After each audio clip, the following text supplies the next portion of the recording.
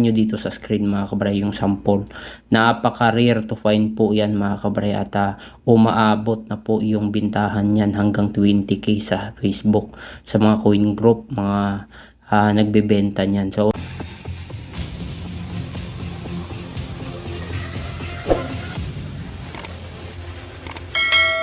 So ayun na nga mga kabarya ang ating pagbabalik po. This is Sincilio TV sa lahat po pala ng nag-subscribe sa atin, no?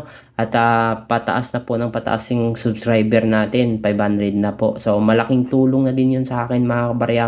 Maraming salamat po sa lahat na nag-subscribe. Sa hindi pa naman nakapag-subscribe dyan, baka naman papindot na lang ng subscribe button dyan. So ito mga kabarya, for today's video mga kabarya ay ang ating pag-usapan ang mga barya na patuloy nating binibili. At baka isa kayo sa mga makahanap ng ganitong klaseng barya ay napakaswerte nyo po at malaking tulong po ito para sa inyo mga kabarya. Kasi po sa dami pong gumagawa ng video dito sa YouTube, kaunti lang po yung mga legit collectors mga kabarya.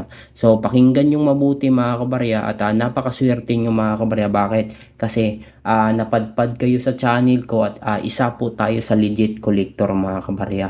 So madali lang naman alamin mga kabarya kung fake at saka mga fake collector or mga legit collector mga kabarya. Unang-una mga kabarya, ang mga binibili na mga barya ng mga legit collector ay napakahirap hanapin. So may value talaga. Pangalawa, kung meron talaga siyang may papakita sa inyo na nangungulikta talaga siya, ito yan, mga collection ko, mga munting collection ko, at saka meron pa din akong collection doon sa aparador. Hindi ko na po maipakita po dyan sa inyo lahat. So isa na po din yan, no, sa legitimacy natin na nangongolekta tayo. So ibig sabihin legit collector tayo kasi hindi natin makikita yan, hindi natin makikita yan isa-isa yung mga collection ko na yan kung hindi natin yan binibili, no. So, yun, isa na yan sa basihan natin na isa po tayong kolektor. So, marami kasi dito sa YouTube, pati sa Facebook mga kabarya na, yun, bumibili ako ng ganito, bumibili ako ng ganyan. So, wala namang maipakitang koleksyon. Kumbaga, gumagawa lang ng video na bumibili ako ng ganito. Ayan, may pinapakita lang barya para sabihin na bumibili sila. So, marami kasi sa ating mga viewers at saka sa ating mga followers, no, na naloloko at saka dun sila nagbabad, nanonood sa mga taong yun na for the views lang at saka mga scammer. So ito mga kabarya, malaking tulong po yung sasabihin ko sa inyo. Sa video na to mga kabarya, ating alamin at baka isa kayo sa makahanap ng mga ganitong klaseng barya. So ito mga kabarya, ang sasabihin kong mga barya, no, na mga hard to find coins at saka mga lumang barya ay hindi lang po ako yung bumibili nito. So tandaan nyo yan mga kabarya ha. Pag once po pasok kayo sa mga coin group sa Facebook, search nyo lang doon, bumibili ng mga lumang barya, ganun. Tapos pasok kayo sa mga group, pag makakita kayo ng ganitong barya, i-post nyo pag-aagawan to. Basta tugma yung taon at luma yung barya na binibenta nyo, silver coin, gold coin, pag-aagawan talaga yan mga kabarya. I'm telling you. So ito mga kabarya, ang dami kasing kumakalat ng mga fake news. So dito tayo sa channel natin mga kabarya, tutulungan ko po kayo na hindi kayo maligaw sa mga taong mapagkunwari na kolektor na wala namang maipakitang koleksyon. Unang-una at fake info po yung sinasabi nila mga kabarya. Ang lalaki ng mga presyo pinagsasabi nila 200,000, 100,000. Hindi naman po katotohanan yun, no. So sa pagko-collection pala ng mga barya, magastos talaga, although magastos talaga, pero hindi ganun kalaki mga kabarya. Sabihin ko sa inyo, ang mga kolektor po na totoong bumibili ay meron naman umaabot talaga ng 500,000, 100,000, 1 million. Pero yun po yung mga graded po sa mga company ng NGC or PCGS or Professional Coin Grading Service. So pagkagaling na po sa kanila mga kabarya, no, sa mga company na yan at graded na po siya, kung ano yung grade nila, kung MA63, MA64, basta depende kasi yan mga kabarya kung ano yung grade nila sa barya na yan, especially yung mga 1700, 1800 natin na barya, no, yung mga silver coin na sobrang luma na, ay mamahal na po yun mga kabarya, no. Pero dito sa sa mga barya na pag-usapan natin, no, ay hindi po ito mga milyon-milyon. Although kung meron kayong makikita mga kabarya na yung 1 piso na silver coin na pumapalo talaga siya ng 1 million, pero napakahirap po hanapin nun kasi 250 na lang po yung natira nung baryang yon, yung 1 piso na 1906 yung umaabot talaga na actually at KMGS naman yun, at saka na public naman yun na mataas talaga yung value niya. So umaabot yun ng 1 million. Pag meron kayo nun mga kabarya, makahanap kayo nun yung silver coin. Wala lang kasi akong sample dito, andun kasi sa aparador. Itong ganito mga kabarya, pakita ko sa inyo. So ito kasi, ito yung 50 centavo, no? Meron kasi itong 1 piso mga kabarya. Yung nagtaong 1906 mga kabarya, yun yung mahal, no?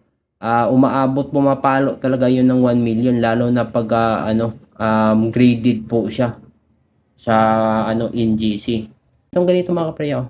Ito yung sample, oh. 1 piso, ganyan.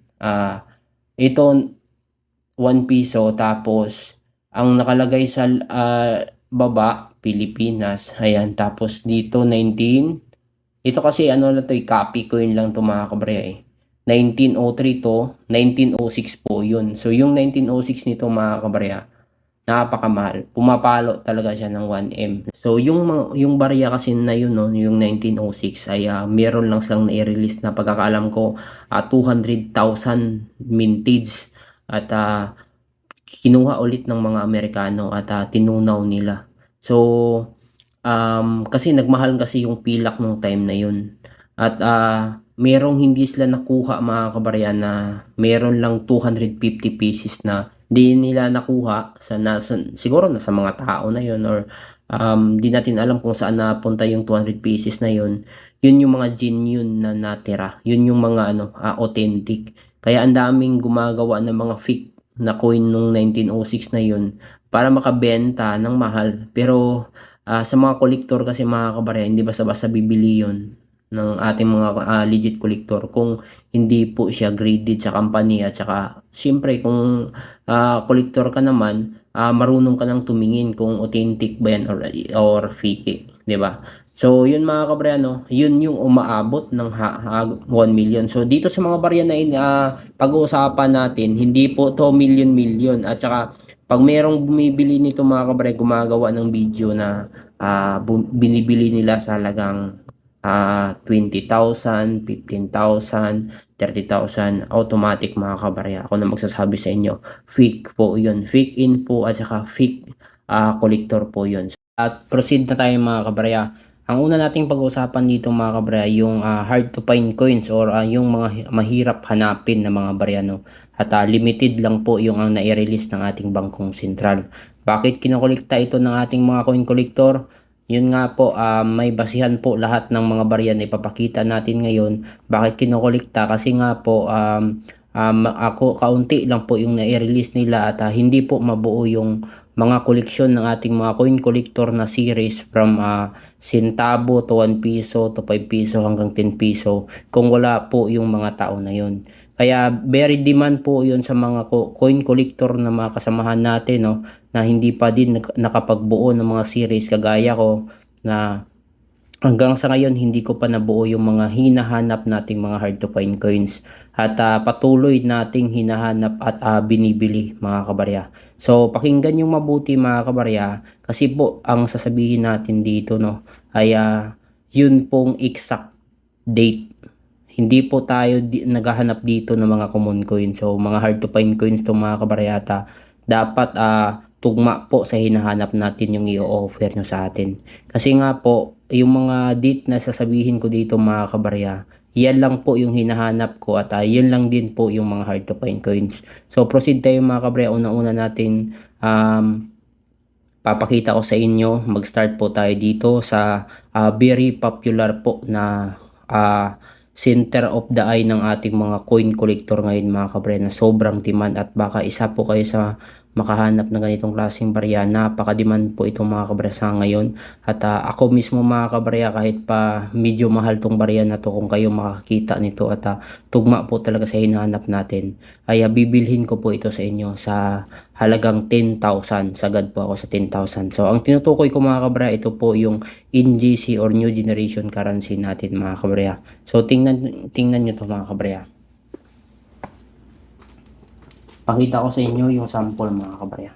So ito wala pa tayo talaga nakita. So ito yung tinatawag natin na NGC. So ibig sabihin ng NGC, bago nating barya or New Generation Currency.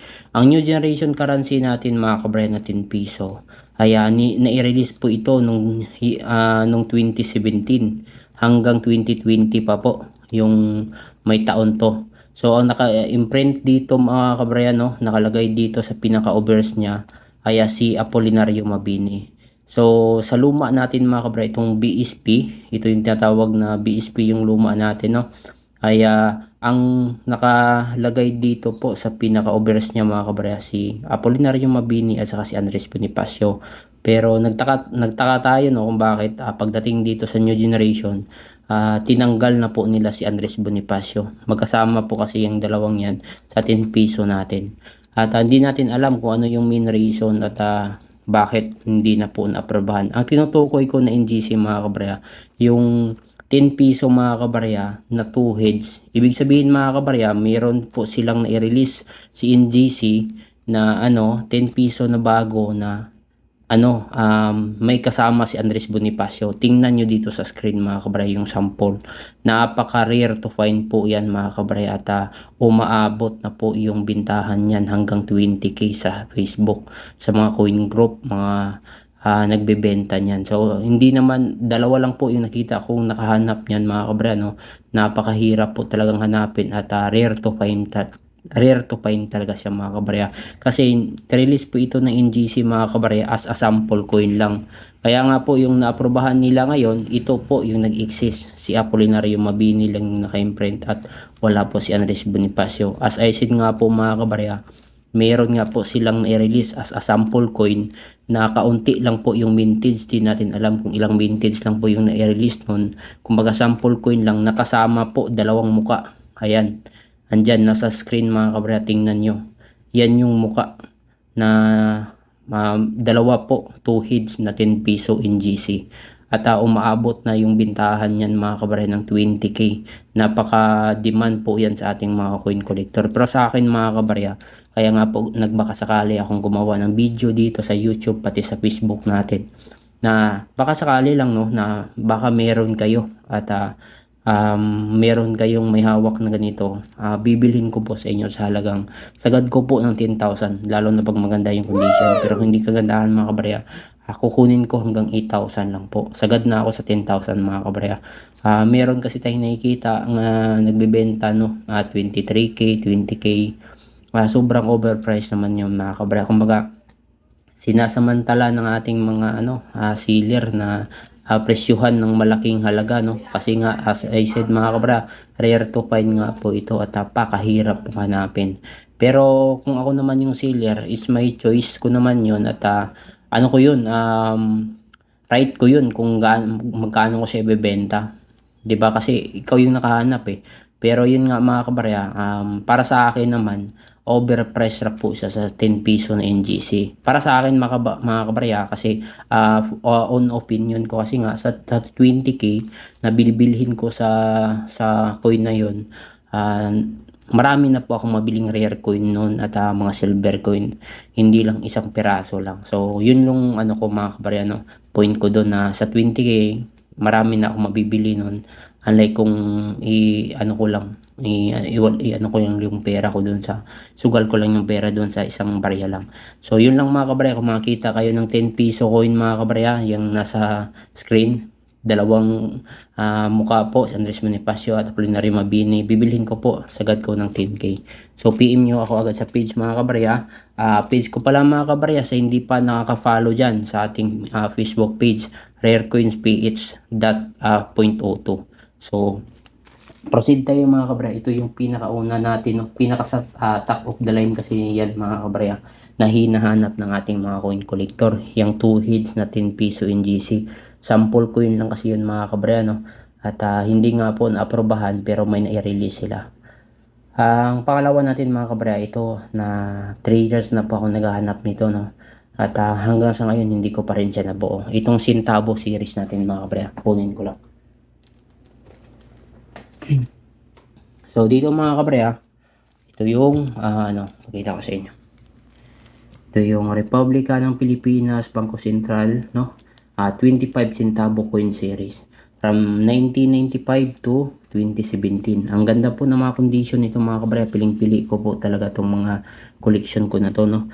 EO po ito mga kabraya. Ibig sabihin ng EO, almost uncirculated yung mga coin na nilagay ko dito. So, kitang-kita nyo naman dyan mga kabraya kung ano yung kulang. Ang pinakahirap ditong hanapin mga kabraya, itong 2006. Yan. Year 2006 nakalagay dyan, HTF. Ibig sabihin ng HTF mga kabarya, hard to find. Yun yung ibig sabihin nun. So, napakahirap nitong hanapin. So, dito naman nakalagay sa 2005 is HTF. So, ibig sabihin naman nun mga kabarya, semi-hard to find. Pero ito yung pinaka-hard to find. At dito din sa 2008 is HTF. Semi-hard to find. Pero marami pa tayong makikita nito mga kabarya. Ito yung pinakamahirap. Year 2006. Kaya huwag kayong magsabi mga kabarya, no, na marami ako niyan sir, marami ako niyan boss. Nako, ang dami na naman magsasabi sa atin yan na tagal na nating umasa niyan mga kabarya, no. Pagka hinanapan natin ng picture, wala nang maipakita sa atin na year 2006. So ito pakita ko sa inyo ang record nito sa Numista mga kabarya. At may record na lang po itong year 2006 na nag-circulate sa atin dito sa Pilipinas na 0.6. Biruin nyo mga kabarya, no? 0.6 na lang yung nag-circulate ng ganong taon. Napakahirap hanapin mga kabarya. Di natin alam kung sinong may hawak niyan. At baka sakali lang mga kabarya, no, na baka may naisukli or na may naitago yung mga lolo at lula natin diyan nagtaon year 2006. Huwag kayong mag-alinlangan. I-message nyo ako agad sa page mga kabraya. rarecoinsph.02. Ayan. Pagka makita ko yan year 2006 yan mga kabraya, mabilis pa sa alas 4 yung reply natin yan. Para po mabuo na po itong series natin. Binibili ko pala yun mga kabraya sa halagang 5,000 up to 6,000 mga kabraya. At meron na po tayo nakikitang nagbebenta nito mga kabarya, umabot na ng 8,500. Pero bio naman yun. Ibig sabihin ng bio mga kabarya, bio, brilliant, uncirculated. So hindi pa nagamit, walang gas-gas. Kumbaga sealed pa, galing pa ng Bangko Sentral. Binibenta niya sa halagang 8,500. Actually, piniim ko siya mga kabarya. Mahala na. Gusto ko sanang bilhin. Kaso nga lang nung nag-inquire ako sa kanya, sold na agad, no? Ganun kadiman yung year 2006. Kaya wag kayong magsabi, no, na marami ako niyan, 10 piraso. Wag. Hindi ako maniniwala agad mga kabarya. Basta may nagsasabi. Gusto ko proof. Pakita nyo agad yung picture. 2006 ba yan? Check nyo muna kung itong ba sa taon na hinanap natin. So dito naman sa NGC mga kabarya, dito sa na hindi din natin na nabuo pa, itong 2017. Ito din ay hard to find, HTF din. So makikita nyo dyan, 2018 pros, 2018, ayan, 2018 high mint mark, 2019 high mint mark, 2019 low mint mark. So dito tayo nahihirapan, no? Marami naman na nabibili. Di naman siya kamahala, no? 300 to 1,000 lang naman yung price nito. Actually may nagbenta sa atin ito mga kabarya nung nakaraan, 1,300. Kaso nga lang hindi ko nagustuhan mga kabarya yung seller kasi nga overpriced na siya at saka medyo na-insulto din ako sa sinasabi niya. Sabi ko sa kanya, baka kaya natin na tawaran ng kasi marami ng gas-gas. Sabi ko baka kaya tawaran boss ng 1,000. Nagsabi siya sa akin. Sabi niya hindi kaya boss, kung ayaw mong bumili, maghanap ka na lang sa parang ininsulto niya ako mga kabra. Sabi ko, sige bro, pasensya na, parang medyo may pagka may pagkabusi yung nakahanap ng 2017. 1,300 talaga yung benta niya. Pero yun nga, gusto ko sanang bilhin, medyo may attitude po yung sealer natin. So yun mga kabarya, 2017 hanap ko dito no sa new generation yung kulay silver. Ito yung sample mga kabarya no. Pero hindi ito 2017, 2019 tong hawak ko. Ayan, ganito po sa kulay silver 2017. Hawak natin, binibili natin sa halagang 500 up to 1,000 mga kabarya. Kung meron kayo, PM nyo ako agad sa page. At ulitin ko yung sa ano sa dilaw naman, year 2006. At wag na kayong mag-offer ng iba pa na barya. Dito year 2006. So, proceed tayo sa 1 piso mga kabarya. Dito naman sa 1 piso mga kabarya, napakadali lang itong hanapin, no? Hindi naman to gaano kahirap. Kasi alam ko na-memorize ko na yung ano nito mga kabray, percentage nito mga kabray. Alam ko ang percentage ng 2,000, ito pala mga kabray, ang hard to find dito sa 1 piso is yung 2005. At meron na lang po itong record sa Numista na 1.1% na lang yung nag-circulate sa atin ng ganitong taon. Pero yun nga, 1.1 is marami pa yun, marami pa tayong makikita nun. At hindi siya mahirap hindi gaano kahirap siyang hanapin, no? At binibili natin sa halagang 300 to 500 lang mga kabarya. So ito kompleto, nakikita nyo naman kompleto na, pero patuloy pa rin akong bumibili nun mga kabarya kahit ilang piraso pa yan, basta tugma po, year 2005 lang po yung binibili natin. So kung meron kayo mga kabarya, yun, PM kayo agad sa page. Year 2005, so 1 piso mga kabarya, no? At 300 to 500 yung bili natin. Kasi nga po to, libangan ko talagang bumubuo ng mga series mga kabarya. Ito, pakita ko sa inyo. Ayan, ito na naman yung bago kong buuhin. So marami pang kulang, no? Pero yun, pagkatapos kong galing sa trabaho, tinitingnan ko yung mga sukli-sukli ko kung meron ako mahanap. At yung pasok ako sa mga coin group kung merong nagpo-post doon na ano, nagpo-post ng nagbebenta ng mga coin nila, i-message ko kung ano, tugma sa hinanap natin. So tandaan nyo mga kabarya, ang pinaka top of the line natin na hinahanap yung NGC na 10 piso. Nagtaon pala yung 2014 mga kabarya. 2014 yung taon nun. At sample coin lang yun mga kabarya. At ang release kasi nila dyan mga kabarya, 2017 to 2020. So yun, 2014 pala yung taon mga kabarya, 2 hits, Andres Bonifacio and Apolinario Mabini. Dati parang alam ko nakahawak na ako nun pero di ko alam kung saan na kaya yung 2 hits na yun. So yun mga kabarya, yun yung pinakamahal. Kung hindi po yun fake info, hindi po yun sinasabi, ang lahat po ng sinasabi ko dito mga kabarya ay katotohanan po ito. So kung hindi kayo maniniwala, unang-una para ma-prove nyo, pasok po kayo sa mga coin group. Pasok kayo sa mga coin group, Facebook, ay search nyo doon, pumibili ng mga lumang barya, coin group, lumang barya, basta mga group ng mga lumang bintahan ng mga lumang barya, pasok kayo doon kahit 20 na group yung pasukan nyo. At saka check nyo doon mga kabarya kung ano yung mga binibenta nila. Tingnan nyo gaano kamahal yung mga bintahan yan.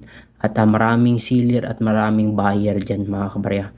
Hindi lang ako bumibili, lahat po ng na-discuss ko, NGC na 2 heads, 25 centavo year 2006 at sa silver 2017, 1 piso 2005. Yun mga kabarya, lahat po, hindi lang ako bumibili noon, lahat po ng mga coin collector at nagko-collect at bumubuo ng mga series, bibilihin nila yun mga kabarya. So yun, sa 5 piso naman mga kabarya, meron ako doon, hindi ko lang na-display dyan, marami pa kasing kulang, no? Ang binibili din naman natin dito mga kabarya ay yung year 2006. Ito yung sample, no? Ganito yung kulay dilaw. Year 2006 din po yung napakahirap hanapin. Alam ko nasa 0.6% na lang din po yun. Yung parang ano yun parang 25 cents yun mga kabarya, no? Napakahirap na din. Pero yung bilihan nito mga kabarya, hindi gaano kamalang kagaya nun sa 25 cents na yun. Ang bilihan nun 1.5 up to 2,500. Depende kasi yan sa condition mga kabarya, kagaya nito. Kung ganito na yung condition, no? Medyo pangit na. Bibilhin lang ito ng halagang 1.5. Pero hindi to 2006 mga kabarya. 1996 yan. Yan. 1997 pala. So yun. At dito na tayo sa 10 piso mga kabarya. Ito siguro alam niyo na to kasi meron tayong video dyan ginawa nung nabilhan natin, unang nabilhan natin ng year 2007 natin na 10 piso, si Manong Magtataho. Ang binibili pala natin dito mga kabarya, ito, kunin natin ulit. Ang binibili natin dito mga kabarya sa series na 10 piso BSP ay ang hard to find coins naman dito mga kabarya, no? Yung year 2007 at saka yung year 2009. Tinanggal ko yung nabili ko ni Manong Magtataho, yung year 2007, nabili ko yun ng 2000. Kasi medyo hindi ko nagustuhan ilagay dito, marami kasi siyang gas-gas mga kabarya. Kitang-kita nyo naman, ang ganda po ng mga condition ng nailagay natin dyan. So gusto ko maghanap ako ngayon, hanggang sa ngayon mga kabarya, no? Kahit ilang piraso pa yan, basta tugma 2007, bibilin ko ng 2,000 to 2,500 up to 3,000 kung ganito yung condition. Year 2007 and 2009 lang mga kabarya. Wala nang iba tayong binibili. 2007 and 2009 lang. So kung meron kayo nun mga kabarya, PM yun naman ako agad sa page at re-replyan ko kayo agad mga kabarya. Pagka sinisin ko lang mga kabarya, no, wala, ibig sabihin po hindi po ako interested sa mga ino-offer nyo sa atin. At wala pong mga value or mga common coin lang. So dito 2007 and 2009, ulitin ko, 10 piso na BSP, ganito po. So yun lang mga kabarya. At proceed tayo dito na naman sa mga old coin natin. Dito sa mga old coin mga kabarya, no, mabilis lang to, hindi kayo malilito dito.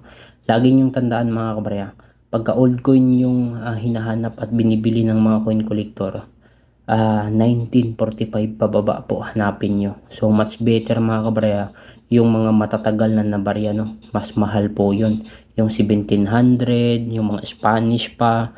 At basta ibang mga foreign coin naman, bibili natin yun mga kabarya. Basta silver coin, gold coin. At bibili din tayo ng mga bronze or mga copper na mga barya. Basta pakita ko sa inyo, no? Kita ko lang sa inyo yung mga copper coin natin. Wala dito. Ito to.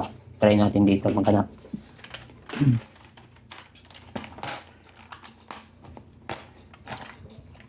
So ito silver coin, no?